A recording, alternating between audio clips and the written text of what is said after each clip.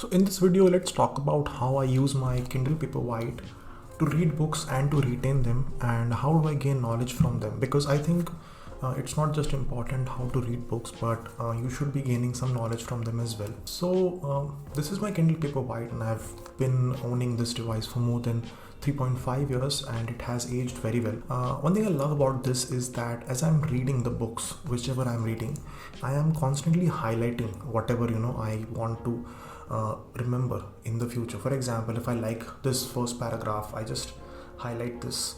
And a great way to remember the books that you read is to highlight things on Kindle.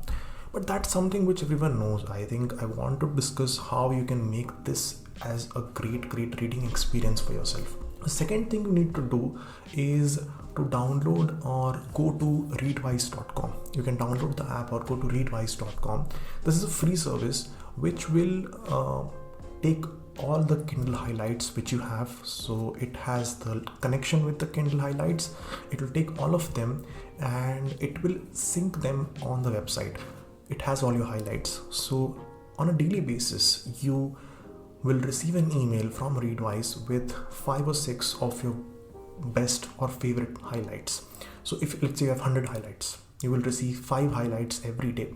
And by this, you'll be able to remember whatever you have read in the recent past, and you will understand which things were important to you from the book. What you can also do is that you can connect Readwise to Notion. Now I've discussed about Notion in the past. It's a very powerful productivity application, and when you link Readwise to Notion, your Readwise highlights are automatically synced to Notion.